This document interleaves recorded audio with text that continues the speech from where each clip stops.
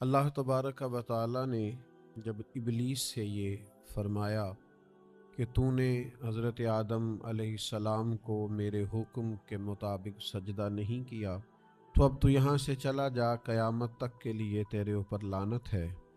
तो शैतान कहने लगा कि मुझे मोहलत दी जाए।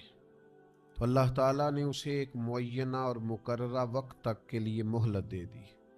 तो उसने कुछ दावे खुद किए, कहने लगा कि मैं लोगों के रस्तों में बैठूंगा, उन्हें गुमराह करूंगा, उनके खिलाफ चालें चलूंगा, वसवसा अंदोजियाँ करूंगा, और किस हद तक लोगों को गुमराह करूंगा और किन किन को गुमराह करूंगा। उसने कहा, मैं उन सब को इज्तिमाई तौर पर गुमराह करूंगा, हर एक पर अपना जाल फेंकूंगा, हर एक को उसके मामले के मुताबिक राह हक से हटाने की कोशिश करूंगा, इल्ला इबादका मिनहुमुल मुखलसीन, लेकिन मालिक जो तेरे मुखलिस बंदे होंगे ना, वो मेरे शर से बचे रहेंगे। दुनिया में हर तरफ शैतानी वसावस फैल चुके, चारों जानिब फितने, गुमराह करने वाली बातें, गुमराह करने वाले रास्ते, हर तरफ मनफी बातों का जोर। बुरी बातें भी लोग इतनी मुसज्जा, मुकफ़ा और ख़ूबसूरत करके करते हैं कि बहुत बड़े झूठे भी सच्चे महसूस होते हैं, माज़अल्लाह। बहुत कम लोग हैं जो इस गुमराही से बचते हैं। वो कौन हैं? उनकी एक ही तारीफ़ कुरान मजीद ने बयान की कि वो अल्लाह के मुखलिस बंदे। जितना किसी के अंदर इखलास होता है, जितना वो तसन्नो से बचता है, जितना वो दिखलावे से बचता है, जितना वो शोहरत से बचता है, जितना कोई शख्स अपने आमाल को छुपा कर अपनी नेकी को महज अपने रब करीम के लिए करने की कोशिश करता है, उतना ही ज़्यादा वो शैतान के दाव से बचता है। आप जितना जितना मुखलिस होते जाएंगे, जितना खालिस होते जाएंगे, जितना आप तसन्नो से, दिखावे से, रियाकारी से, बनावट से, शोहरत से बचते जाएंगे, तो ये मत समझें कि आप रियाकारी से बच रहे हैं, दिखावे से बच रहे हैं, शोहरत से बच रहे हैं, बल्कि समझें कि आप शैतान से बच रहे हैं। वो मुज़य्यन कर देगा निगाहों के सामने, वो तारीफ़ को मुज़य्यन कर देगा, बार बार नफ्स को तस्कीन मिलेगी, बार बार आप महसूस करेंगे कि मेरी तारीफ़ हो रही है और होनी चाहिए, मेरी खुशामद हो रही है और होनी चाहिए, लोग मेरे लिए क्या क्या मनाकब कह रहे हैं और होने चाहिए। अल्लाह की रिज़ा का हुसूल ये इखलास के आला तरीन मकासद में से। और ज़रा सा भी शायबा इखलास किसको कहते हैं? इखलास का मतलब ये होता है कि अल्लाह की इबादत में ज़रा बराबर भी किसी को शरीक ना ठहराया जाए। यानी किसी शख्स ने रोज़ा रखा है तो वो इतनी नीयत करेगा कि मेरे रब का हुक्म है तो मैंने रोज़ा रखा है, अल्लाह की रिज़ा के लिए रोज़ा रखा है। अगर उसने ये इरादा किया ना, चलो रोज़ा भी हो जाएगा और मेरा वज़न भी कम हो जाएगा, तो ये इखलास नहीं है। किसी शख्स ने नमाज पढ़नी है अल्लाह की रिज़ा के लिए, और अगर वो नमाज इसलिए पढ़े कि नमाज एक बेहतरीन वर्जिश भी है और जब मैं नमाज पढ़ूंगा तो उससे मेरे आज़ा के अंदर बेहतरी भी आएगी और मेरे वजूद को उससे इत्मीनान भी नसीब होगा और मेरा जिस्म जो है वो बेहतरीन हरकत करने लगेगा, काम करने लगेगा, तो ये वाली नीयत शामिल करना साथ दुरुस्त नहीं है, महज अल्लाह की रिज़ा के लिए। इन उस पर हदीस मौजूद है। एक सहाबी ने अर्ज़ की, या रसूल अल्लाह सल्लल्लाहु ताला अलैहि वसल्लम, एक शख्स इसलिए जिहाद करता है कि वो उसे अजर भी मिले और साथ उसकी शोहरत भी हो जाए। सियासता में हदीस मौजूद है। तो नबी पाक अलैहिस्सलाम ने फरमाया, अच्छा ये आप इस हदीस के लफ्ज़ों पर गौर करें।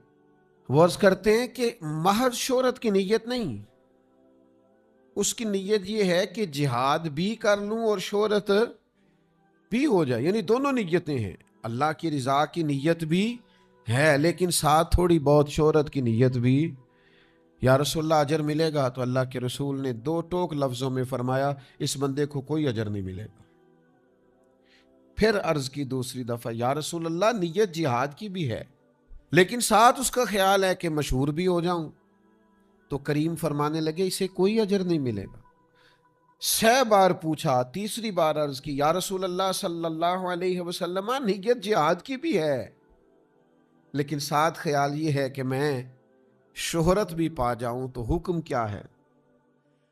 تو حبیب کریم علیہ الصلوۃ والسلام نے فرمایا حکم یہی ہے کہ اس بندے کو کوئی اجر نہیں ملے، خالص ارادے ہوں۔ اللہ اگر چاہتے ہیں فتنوں سے بچیں، اگر چاہتے ہیں اس دور کی گرد سے بچیں، اگر چاہتے ہیں اس دور کے اندر جس قدر زیادہ آزمائش ہوتی جا رہی ہے اور جس قدر زیادہ مختلف روپ دھار کر شیطانیت اپنا غلبہ کر رہی ہے، اس سے ہم بچیں، تو اس کا ایک ہی علاج قرآن مجید نے بیان کیا ہے کہ اللہ کی رضا کے لیے مخلص ہو جاؤ۔ اخلاص سے ملتا کیا ہے؟ جو لوگ مخلص ہوتے ہیں نا وہ بہادر ہوتے ہیں، بزدلی دور ہوتی ہے مخلص ہو جانے سے۔ انسان کا ذہن مضبوط ہوتا ہے، اعصاب مضبوط ہوتے ہیں، اس کے مزاج میں استقامت آتی۔ جب آپ مخلص ہوتے ہیں تو پھر تو یہ حال ہوتا ہے کہ صحابہ میدانوں میں نکلتے تھے تو کوئی کہتا تھا کیا کرنے جا رہے ہو، تو کہتے تھے شہادت لینے جا رہے ہیں۔ وہ مرنے کو تیار تھے، جان دینے کو تیار تھے، وجہ مخلص تھے۔ حضرت انس بن نضر رضی اللہ تعالیٰ عنہ میدان احد کے اندر جب ایک خبر پھیلا دی گئی معاذ اللہ کے حضور کو شہید کر دیا گیا ہے، اور کچھ لوگ بہت پریشان ہوئے اور ادھر ادھر ہونے لگے، تو حضرت انس بن نضر آواز دیتے تھے اور فرماتے تھے ادھر آؤ نا واپس، تم کہاں جا رہے ہو؟ مجھے تو میدان احد سے جنت کی خوشبو آ رہی ہے۔ مخلص تھے تو دوڑتے تھے۔ بہادری پیدا ہوتی ہے انسان کے اندر سے، سستی اور کاہلی ختم ہوتی ہے اخلاص کی برکت سے۔ دوسری جو چیز اخلاص سے انسان کو ملتی ہے وہ یہ ہے کہ جو مخلص ہوتے ہیں نا ان کی اللہ مدد فرماتا ہے، انہیں تائید ایزوی حاصل ہوتی ہے، انہیں تائید باری تعالیٰ حاصل ہوتی ہے۔ جب آپ ریاکار ہیں، جب آپ تصنع کر رہے ہیں تو اس میں پھر ظاہر ہے آپ کی نیت ہی ریاکاری کی ہے، آپ لوگوں کو دکھاوے کے لیے کر رہے ہیں، تو آپ کیا توقع کرتے ہیں کہ اس میں اللہ کی مدد آئے گی؟ لیکن جب کوئی کام آپ کرتے ہی رب کے لیے، اور علیم بذات الصدور، رب جانتا ہے کہ میرے لیے لگا ہوا ہے، تو پھر اللہ مدد بھی بڑی فرماتا ہے۔ پھر اللہ تبارک و تعالی اسے تائید غیبی سے نوازتا ہے۔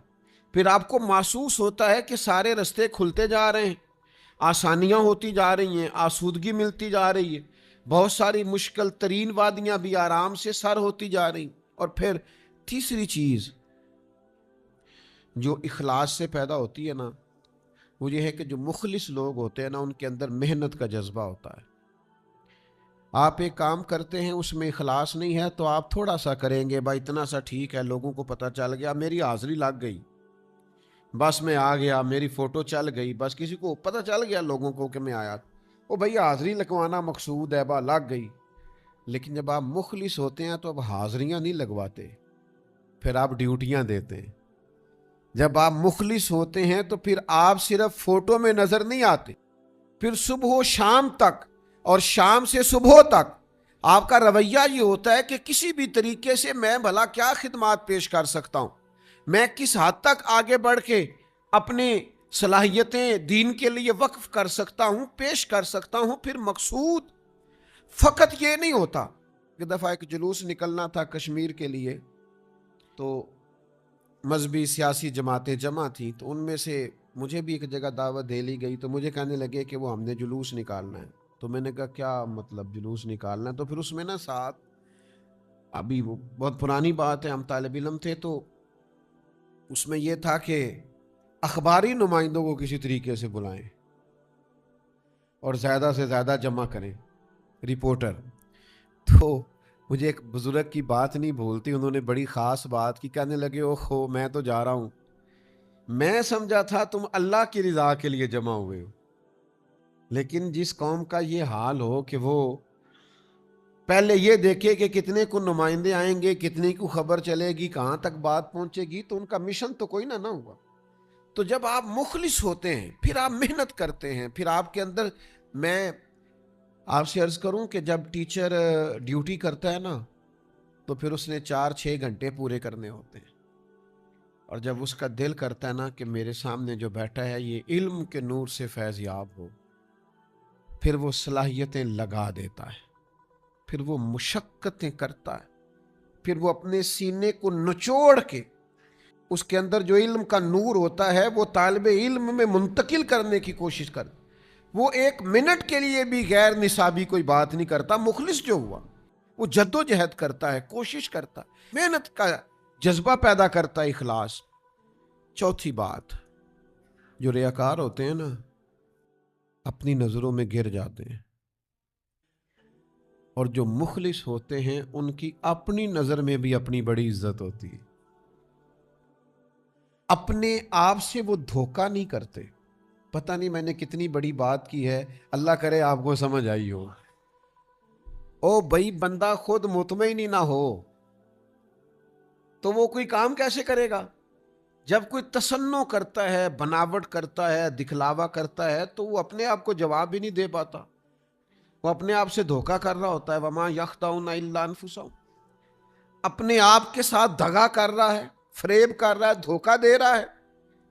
اور جب انسان مخلص ہوتا ہے نا تو اسے اپنے آپ سے بھی پیار ہوتا ہے، اسے محسوس ہوتا ہے میرا وجود کوئی بیکار وجود نہیں، میری زندگی کوئی بیکار زندگی نہیں، یہ زندگی تو میں نے کسی کے نام کر دی ہے، یہ تو میں نے زندگی کسی کے لڑ لگا دی ہے۔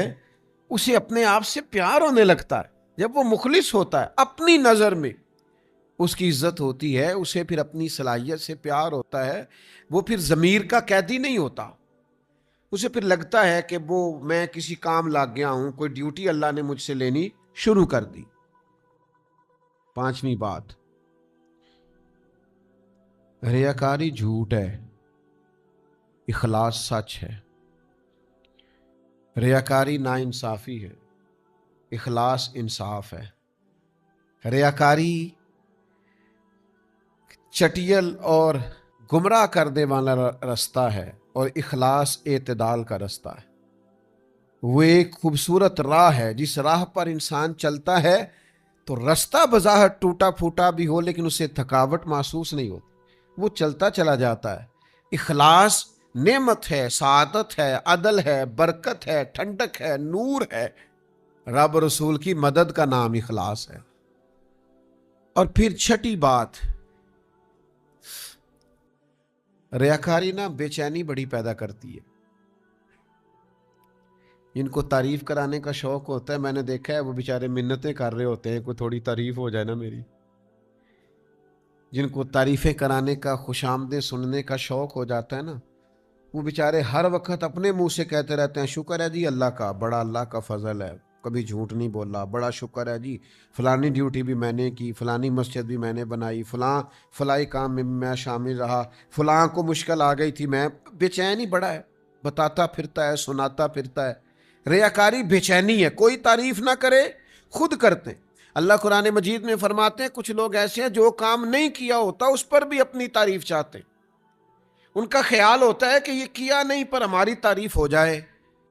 ریاکاری بے چینی ہے اور اخلاص سکون ہے۔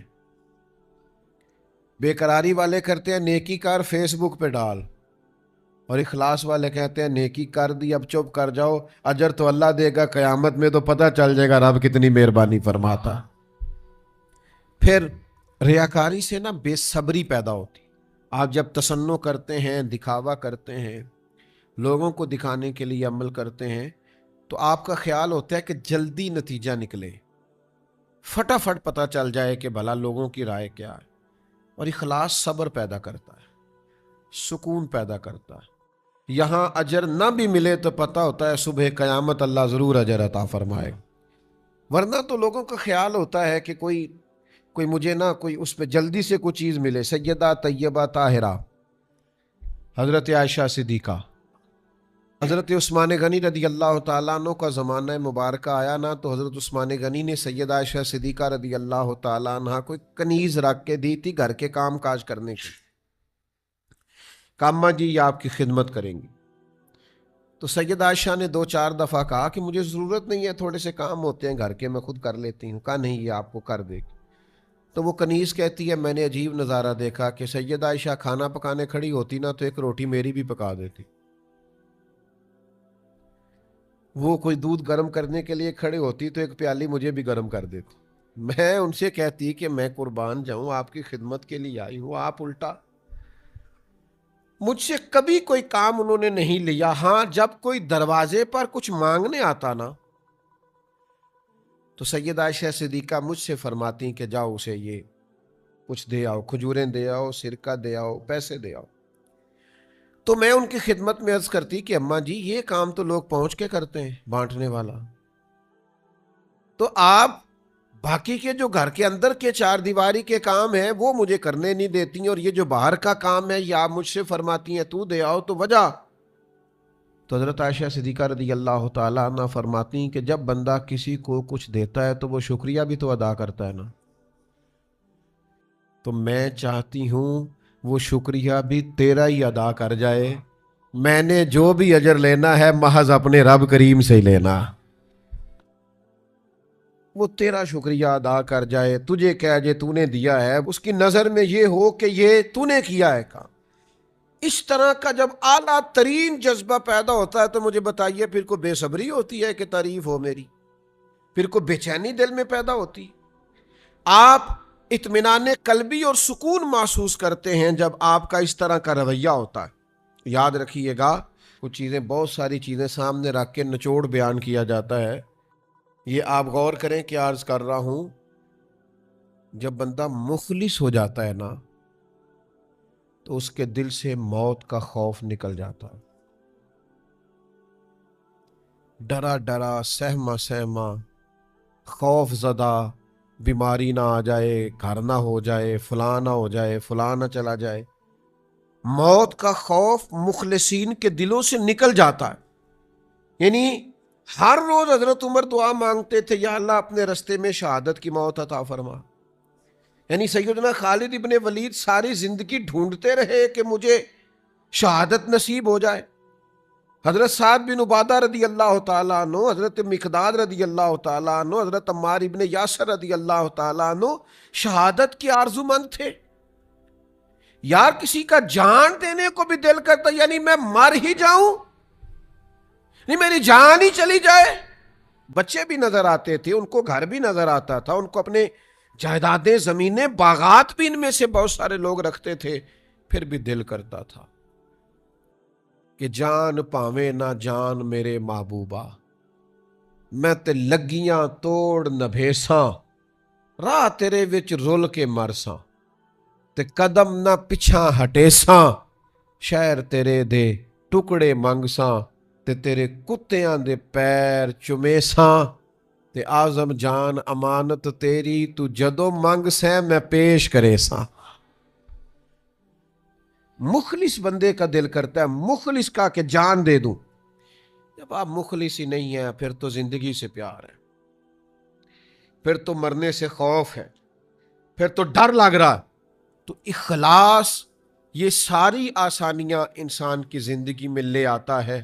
شرط یہ ہے کہ نماز پڑھے تو مخلص ہو کر، روزہ رکھے تو مخلص ہو کر، صدقہ دے تو مخلص ہو کر، کسی کے ساتھ تعلق بنائے تو مخلص ہو کر، کسی سے پیار کرے تو مخلص ہو کر، کسی سے ملنے جائے تو مخلص ہو کر، کسی کو گھر بلائے تو مخلص ہو کر، کسی سے لین دین کرے تو کوئی دنیاوی درمیان میں کسی قسم کا بھی۔ حضرت معاذ ابن جبل کہتے ہیں میں یمن جا رہا تھا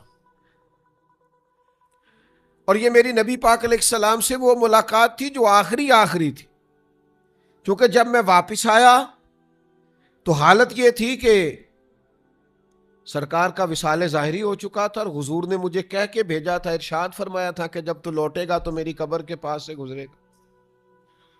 فرماتے میں جب جا رہا تھا تو میری آخری ملاقات تھی، اس وقت حضور نے مجھے جو نصیحتیں فرمائیں تو ایک نصیحت یہ فرمائی، مخلص ہو کر عمل کرنا۔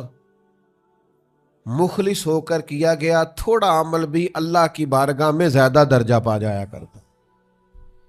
تسنو نہ ہو، ریاکاری نہ ہو، بناوٹ نہ ہو۔ میں اللہ کے گھر میں بیٹھا ہوں، مجھے اپنے مرشد سے محبت نہیں، عشق نہیں، میرے پاس کوئی لفظ ہی نہیں ہے جو میں ان کے بارے میں استعمال کروں، وہ میرے پاس جملہ ہی نہیں ہے جو میں کہہ سکوں۔ میں کیسے کسی کو بتاؤں کہ میں ان کے جو گلی سے گزرنے والے بچے تھے اور جوان تھے اور مسافر تھے، وہ بھی بھلے لگتے تھے کہ محبوب کی گلی سے گزرتے۔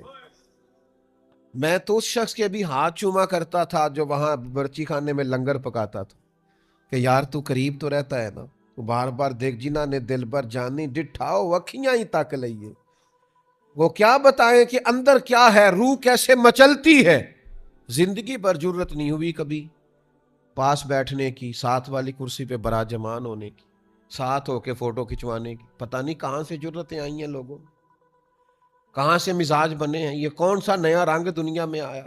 میں ریاکاری نہیں کہہ رہا، لیکن خدا کے بندو، میرے لیے اتنی لوگوں نے دعائیں کی ہیں، اتنی دعائیں کی ہیں کہ میں سوچ نہیں سکتا۔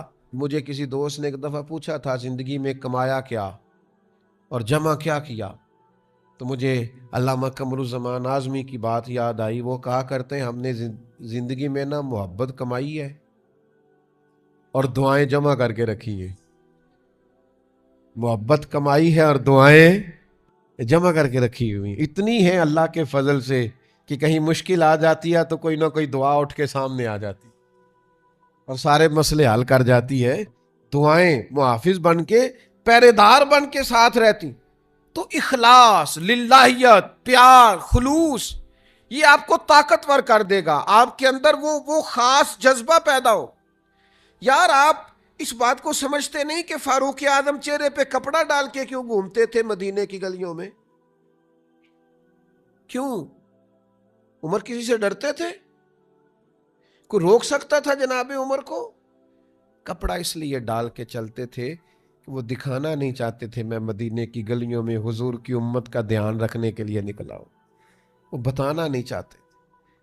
وہ حضرت ابوبکر صدیق جس بوڑھی مائی کا گھر میں جا کے کام کر کے آتے تھے، اس کا تو بچہ ہی کوئی نہیں تھا، تو ووٹ کہاں سے ہونا تھا؟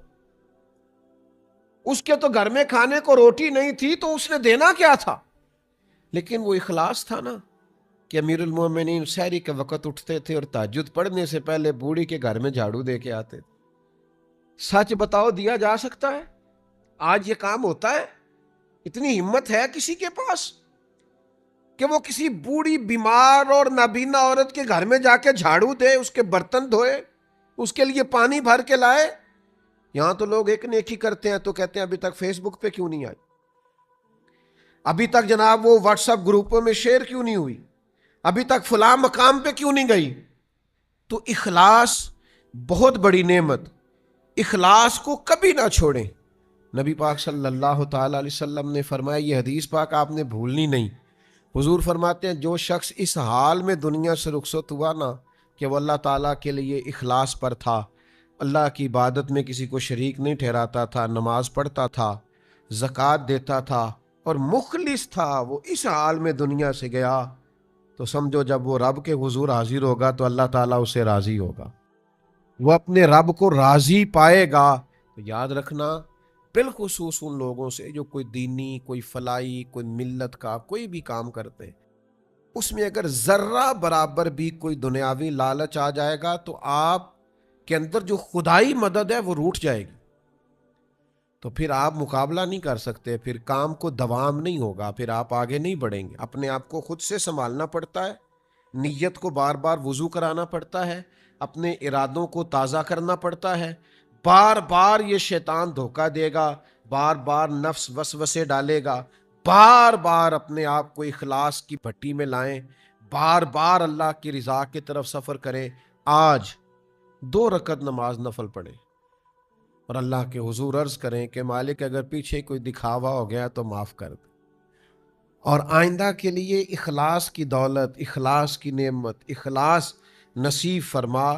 آپ مخلص ہونا تو مدد ایزوی آپ کے ساتھ ہوتی ہے۔